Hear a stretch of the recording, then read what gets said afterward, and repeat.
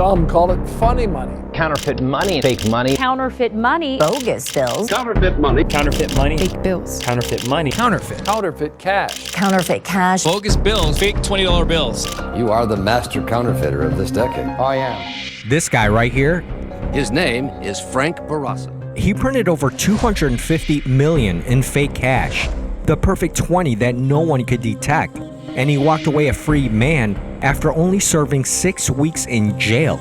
How is that even possible? His fake bills were everywhere, showing up in restaurants, strip clubs, grocery stores all across America. Imagine over $250 million fake dollars flooding the economy. That's insane. So how is it that he's not rotting in jail? Frank used public information to become a master counterfeiter. He taught himself everything and knew exactly what to do to stay out of prison if he ever got caught, which he did. And when that day came, he exposed a weakness in the system: the US dollar's security system, the economic system, and of course, the legal system. He understood it all and used their rules to his advantage. This is the story about a master counterfeiter who made fake money and beat the system.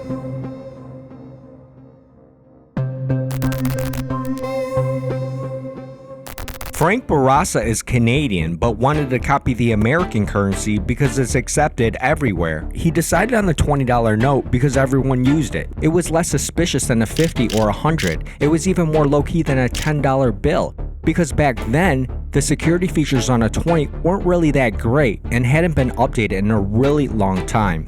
Frank dedicated himself to learning everything there is to know about manufacturing money. He did all his research on the internet, but moved between different internet cafes to avoid being tracked.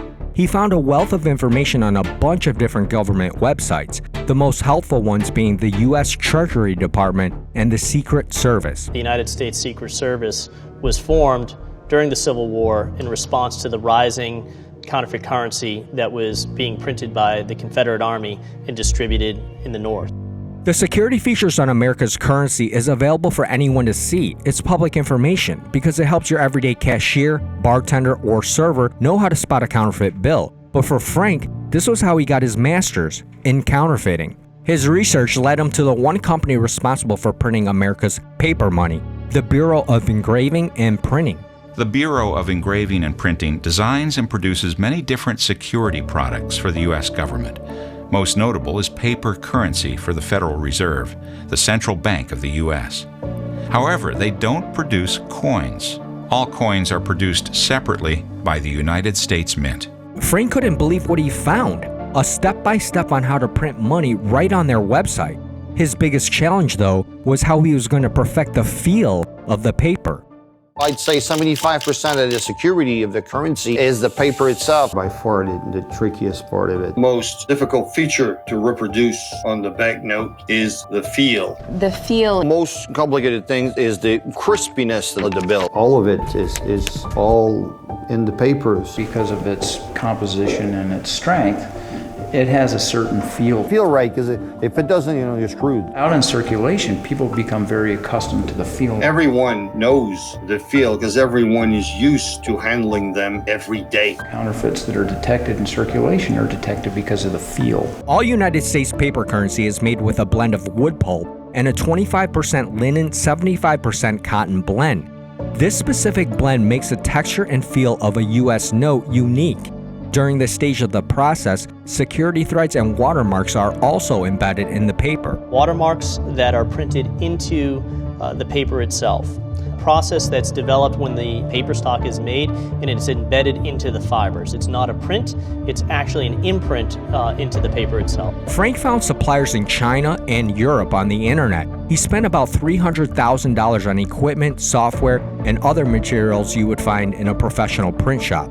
He also bought a huge industrial printing press, like the ones you'd find in a massive warehouse that print large quantities of magazines and newspapers. He even got the right fiber material for the security strip that fits inside the bill. But none of that would matter without the unique paper blend that seemed almost impossible to find. Crane & Co. in Massachusetts is the company that provides the United States Treasury with the paper used to print banknotes. But Frank couldn't just call them to place an order. So if you call Crane Paper and you say, hey, dude, could you sell me, a couple of pallets or a couple of rolls or who's going to want to call them specifically to have that specific type of paper? They're going to call the cops right away. To avoid attracting any attention to himself, he stayed away from paper companies in the United States and Canada. He created a fake company and found a paper mill in Germany that would sell to him. He told him he needed the paper to print corporate bonds on, and even convinced him to add a watermark of Andrew Jackson's face. Frank wasn't sure if they would make the customized paper for him, but they did, and they shipped it to him in Canada. Frank had the truckload of paper delivered to a parking lot that he had under surveillance for 3 days. Once he was 100% sure he wasn't being followed, he rented another truck where all the pallets of paper would be transferred to, just as an extra layer of precaution. From there, it went to his print shop on a farmland in the middle of nowhere. Otherwise, your neighbor will rat. It's the building right there, the white and green right there. There's no one to bother us here. You can do your thing. It's totally confined. It's remote. Who could know that anything was happening in here, really? It's almost impossible. There's nobody. The owner of this land had no idea what Frank was doing, but it is here where Frank perfected his craft and mastered the perfect $20 note. He spent the next 5 months printing $250 million in fake currency and started selling them to different criminal organizations.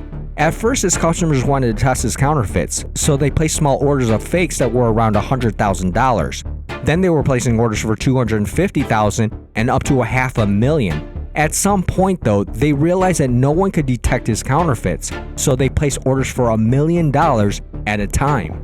It was being sold at 30%. 30%. So like $1 million was 300,000. His operation was going as planned, and everything was running smoothly, but he was printing more fakes than he could get rid of. He had piles and piles of fake cash and needed to get rid of it fast, so he started looking for new buyers. But this is where things took a dangerous turn for him, because one of his new buyers snitched on him and was involved in an investigation on Frank called Project Cranium.